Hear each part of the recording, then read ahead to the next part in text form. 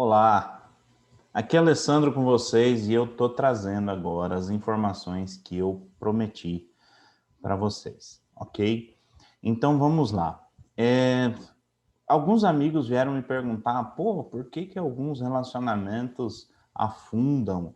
Por que que as pessoas acabam discutindo? Por que que as pessoas acabam reagindo a certas coisas de maneira diferente das outras?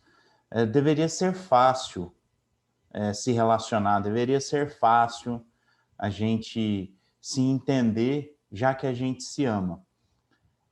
Não é bem assim, a gente sabe que não é bem assim. O fato é que duas pessoas são criadas de maneiras diferentes, né? Até irmãos, até entre irmãos gêmeos, eles são criados de formas diferentes.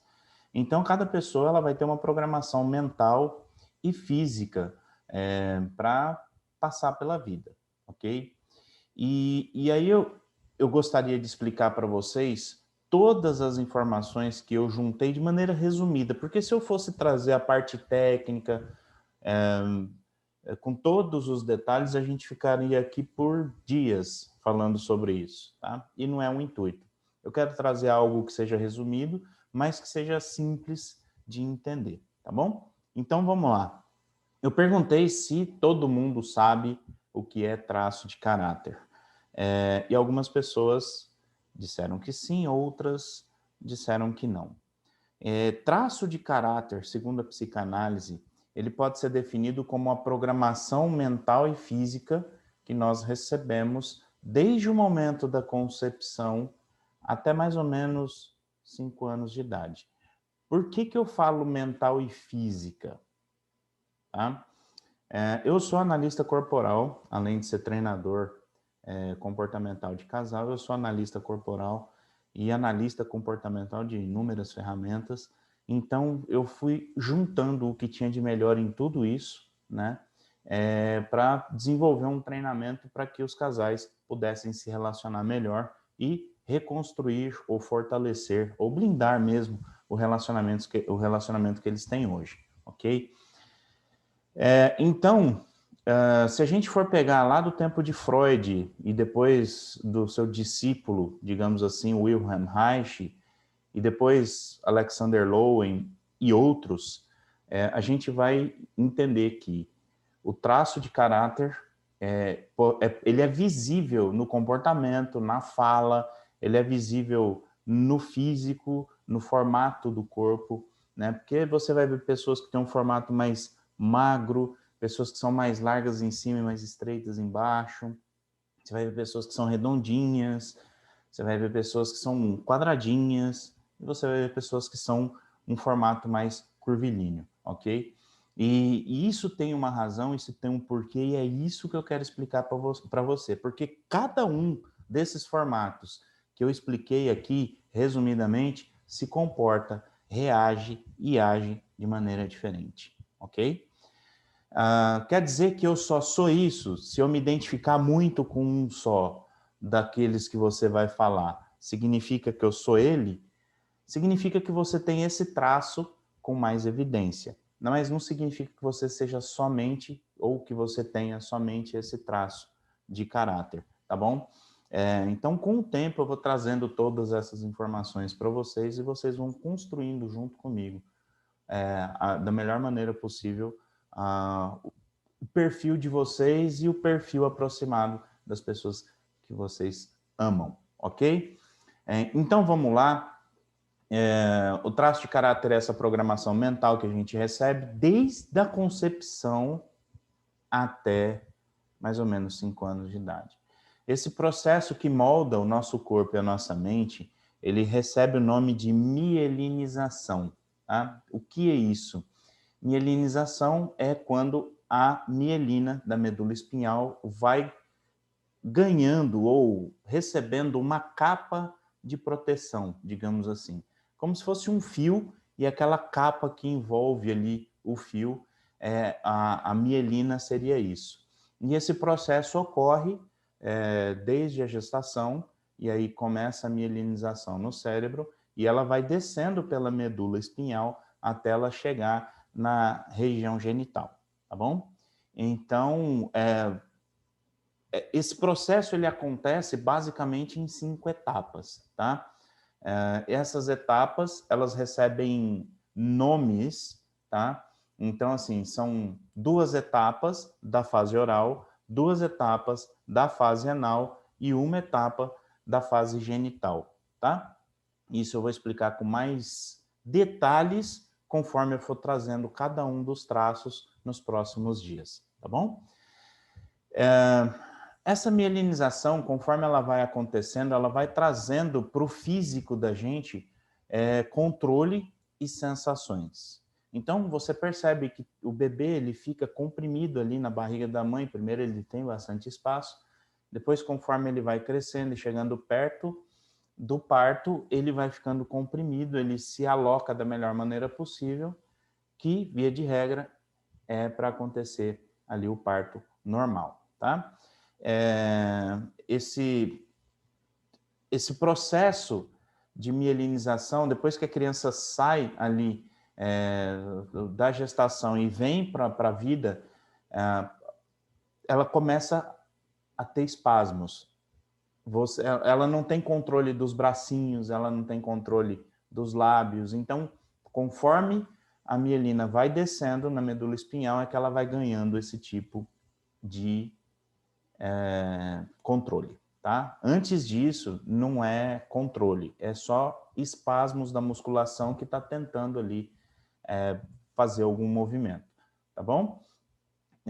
E quantos traços são formados? Eu falei que que a mielina ela ocorre em 5 etapas, então ela forma 5 traços de caráter, tá?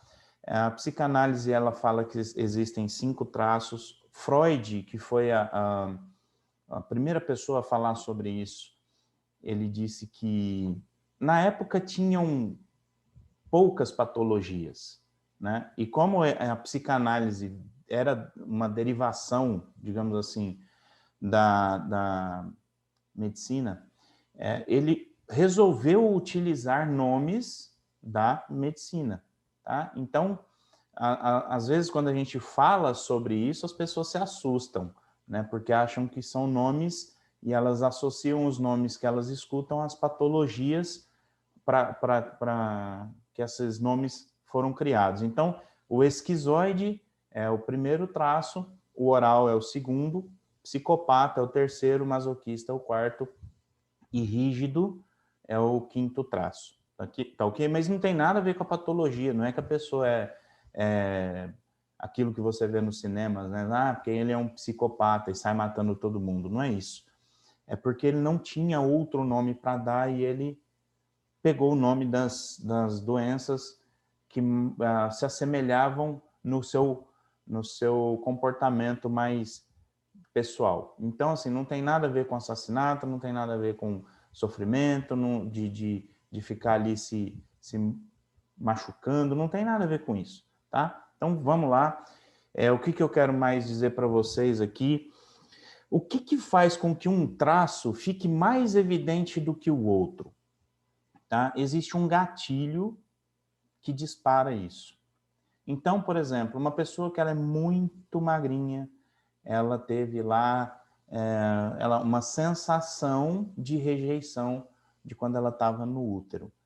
Tá? Eu vou explicar com mais detalhes depois, amanhã, quando eu for fazer o vídeo que a gente fala do esquizoide, e aí eu vou trazer mais detalhes, mas lá no útero ela teve uma sensação de rejeição. Isso não significa que ela foi rejeitada pela mãe, não significa que ela foi rejeitada pela família, significa que ela sentiu rejeição. Ela teve essa impressão. Por quê? Porque de repente a mãe estava nervosa com alguma situação fora, ela não entende que tem uma mãe lá fora. Para ela é o mundo dela aquilo ali. E de repente ela dá uma mexidinha, a mãe lembra que está grávida, está nervosa com alguma coisa e traz para o racional. E ela começa a pensar em tudo que está acontecendo ali. O que acontece? A irrigação do útero diminui porque tem que irrigar mais o cérebro. E o útero fica mais rígido, mais frio, com menos circulação. E aí ele sente que quando ele existiu e se mexeu, o mundo rejeitou. Não quer dizer que a mãe não ame, não quer dizer nada disso. É que a gente fala isso E as pessoas já, minha mãe não me ama. Não, não significa isso. Tá? Às vezes a mãe ama e ama muito e fica ali tentando mudar, mas não vai adiantar. Não é assim que funciona, tá bom? E às vezes tem a pessoa que é mais competitiva, a pessoa que é mais determinada, a pessoa que é mais executora. Isso tem uma razão para ela ser assim. Aquelas pessoas que são mais detalhistas, mais perfeccionistas, boas de processo, adoram uma planilha, elas têm uma razão para elas serem assim. Aquelas pessoas que são ótimas líderes, gestoras, elas organizam tudo muito bem, elas delegam as tarefas para as pessoas certas, elas obtêm sucesso no seu cargo de liderança, tem uma razão para elas serem assim. E aquelas pessoas que são comunicativas, que encantam falando, que gesticulam, que abraçam, que são intuitivas, tem uma razão para elas serem assim. Tá? E qual é essa razão? Qual é o gatilho que faz com que uma pessoa tenha um ou dois, ou até mesmo três traços mais evidentes do que os outros? Né? Esse gatilho, é interessante que quando a gente fala o pessoal fica assustado, mas esse gatilho é o trauma. Então, para essa criança que estava na barriga, do exemplo que eu dei, e ela mexeu o pezinho lá, e a mãe, de repente, estava desempregada, o marido desempregado, e ela começou a pensar, meu Deus, eu estou grávida, meu bebê está perto de nascer, ele já está mexendo, e a gente não tem dinheiro, e aquela loucura toda, aquela angústia toda, quando ela traz esse sentimento para a cabeça, o útero fica frio, ele sente que foi rejeitado, ok? Ele vai desenvolver um estilo comportamental e um físico que se adeque a esse estilo comportamental, ok? Depois que a criança nasce, ela não sabe falar. Ela não sabe falar, ela só sabe chorar. E até a mãe perceber o tipo de choro, se é um choro de fome, se é um choro de dor, se é um choro de desconforto, se é uma cólica, se é alguma coisa que a fralda está machucando, até a mãe perceber isso leva tempo, ok? E via de regra, o que as mamães fazem? Dão uma mamar para a criança ou põe a chupeta na boca dela e ela começa a entender que ela tem que resolver problemas, né, da vida dela com coisas na boca. E aí elas desenvolvem o hábito de excesso de comer. E para aqueles bebês que choram, choram, choram, e a mãe fala assim, é manha, deixa chorar. E às vezes não é, às vezes é desconforto, né? Eles passam a ser o oral, né, pela falta. Então ela não tem tanta conexão com a mãe, ela não tem as suas necessidades atendidas da maneira como ela gostaria. Não é que a mãe não atende as necessidades, é que a criança gostaria demais e a mãe não atende naquela medida, entende? Então, o oral do excesso é quando a mãe dá muito e o oral da falta é quando a mãe dá menos do que ela gostaria de receber. E aí depois vem a questão da psicopatia, que é desenvolvida ali quando a criança começa a interagir com o mundo além da mãe, ela começa a perceber que existem mais pessoas no mundo além da mãe e que ela precisa se relacionar com essas outras pessoas. E aí começa aquelas brincadeiras, ela está aprendendo a andar, ela está aprendendo a fazer uma dancinha, ou ela está aprendendo a fazer alguma coisa, e aí o adulto vira e fala assim, fulaninha, faz aquela dancinha para o tio ver. Se ela faz, ela é aplaudida, todo mundo acha bonitinho, porque realmente é engraçadinho, a criança está aprendendo ali, dominando os primeiros passos, mas assim, conscientemente, né? E quando ela não faz, o adulto fala, então vai brincar para lá e deixa a gente concentrado aqui que a gente está conversando. Ela começa a perceber, bom, quando eu dou para o mundo o que o mundo quer, eu recebo aquilo que eu gosto. Quando eu não dou para o mundo o que o mundo quer, eu não recebo. Ou recebo aquilo que eu não gosto. Então ela começa a entender qual é o jogo da manipulação. E depois vem o masoquista ele é na fase do desfraude, né? A mielina ainda não chegou na região do esfíncter mictório, nem do esfíncter anal. Então a criança, a mãe já acha que a criança, olha, a mãe vai tirar a fraldinha e se você sentir vontade de fazer xixi ou cocô, você pede para a mamãe, tá bom? Só que a criança, ela não controla o músculo do esfíncter. Ela sente que quer sair alguma coisa de dentro dela e aquilo cai de dentro dela. Não é uma coisa assim que seja controlado por ela. Ainda não. E aí vem toda uma carga de culpa, porque a mãe dá uma bronca, ou a mãe começa a evidenciar muito aquilo que aconteceu. Se tem algum parente, irmão mais velho, priminho ali na hora, começa a rir, e aquilo vai gerando na criança uma sensação de humilhação. Não significa que estejam humilhando a criança, mas é a sensação que causa nela, né? Então essa pessoa, ela vai ser uma pessoa de comportamento mais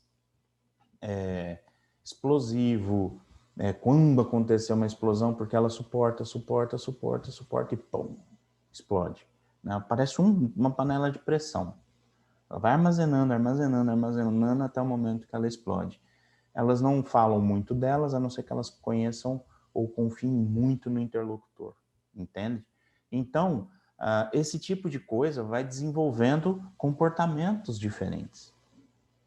Quando a criança percebe que tem o pai, e aí são duas figuras que ela precisa amar, o masculino e o feminino, falando de pai e mãe, tá? Para fins didáticos, né? Então a criança começa a perceber que ela tem outra pessoa que ela precisa amar.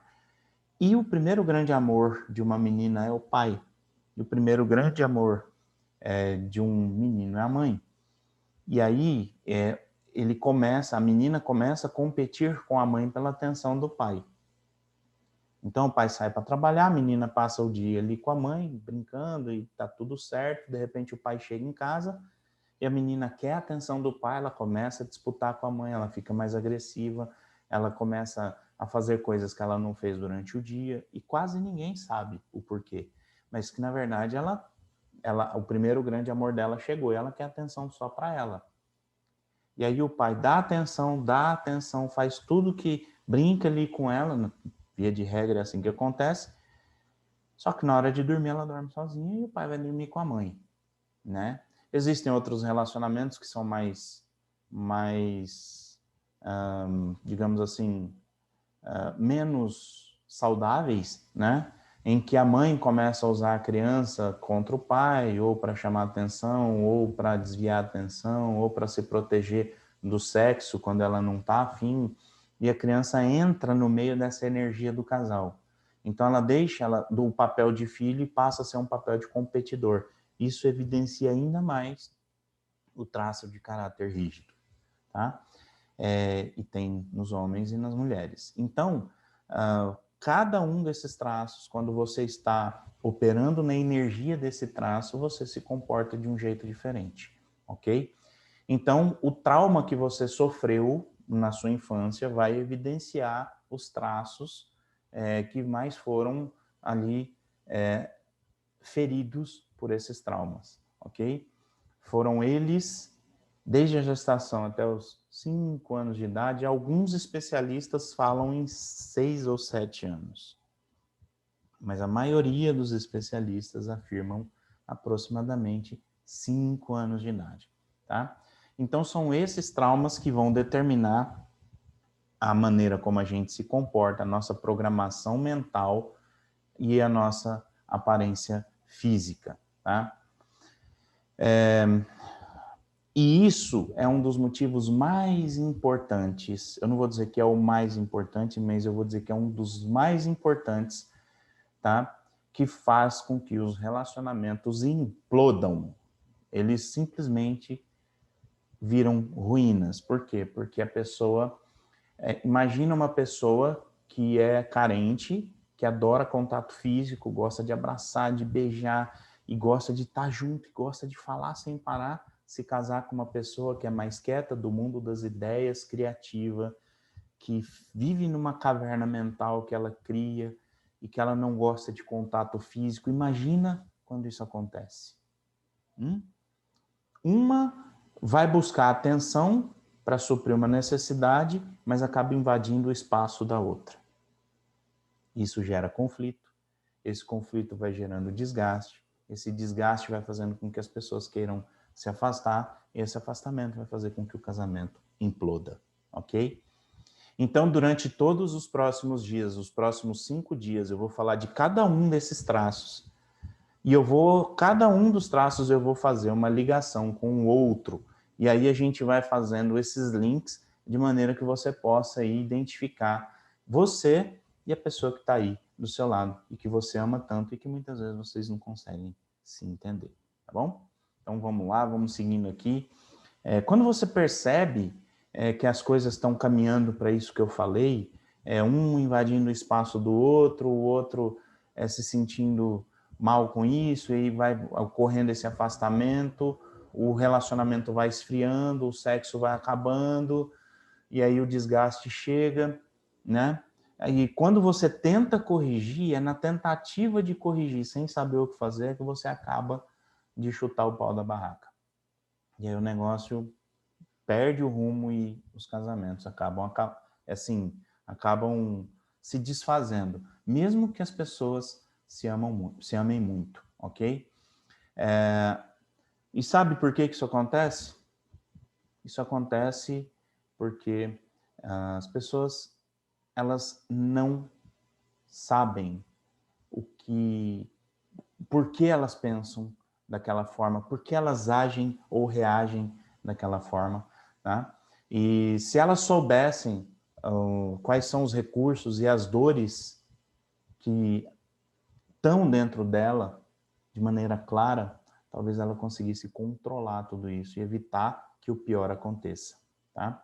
Eu preparei um conteúdo incrível onde eu vou falar muito sobre relacionamento, fazendo esses links dos traços de caráter, que surgiu lá na época de Freud e que foi aprimorado por Wilhelm Reich e outras pessoas, que Alexander Lowen fez parte disso. Então, assim, tem muitas pessoas lá de trás que já pavimentaram esse caminho, mas que isso, por algum motivo, ficou muito tempo aí escondido e agora está chegando no mercado como uma nova forma de entender a mente de uma pessoa, tá bom? E eu vou trazer isso para vocês gratuitamente, para que vocês identifiquem aí o seu parceiro e falem, poxa, então, se eu sou assim, ele é assim, o melhor é que a gente possa fazer, e aí vocês vão se entender, ok? Entre você e a pessoa que você ama.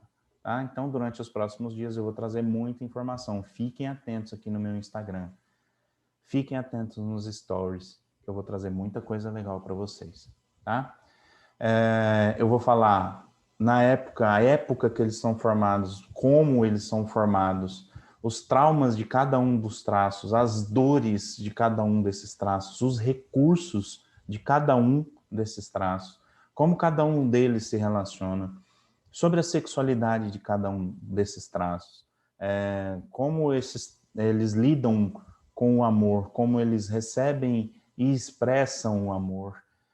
Enfim, se você acompanhar, você não vai ter desculpa para dizer, eu não sabia, porque eu vou trazer muita coisa para vocês de maneira gratuita, tá bom? Para quem me acompanhar aqui no meu Instagram. Você vai entender muita coisa, tanto da sua vida quanto do seu relacionamento. Você vai aprender a enxergar tanto o teu comportamento quanto o comportamento do seu amor de uma maneira diferente. E eu garanto para você que se você colocar em prática as coisas que eu vou trazer para vocês, colocar em prática entre vocês aí no casal, eu tenho certeza que o relacionamento de vocês vai melhorar e vai melhorar muito, tá? E eu gostaria de pedir, se você gostou desse conteúdo, compartilha com seus amigos, marca 3 pessoas aqui nos comentários, tá? Para que eles possam acompanhar junto com você nessa jornada, para que vocês possam discutir, olha, eu percebi isso em você, ou então eu percebi isso no meu marido, e aí vocês vão conversando, vai ficar bem legal. Chama as amigas aí, chama os amigos aí, tá bom? compartilhem com o máximo de pessoas. Se você ficou com alguma dúvida, quer saber um pouquinho mais, ou ficou com alguma dúvida sobre o que eu falei aqui, manda aqui também nos comentários, que eu vou ficar muito feliz de responder para você, ok? O recado de hoje tá dado, era o que eu queria falar para vocês, e fiquem ligados, que vem coisa boa por aí. Muito obrigado, até mais.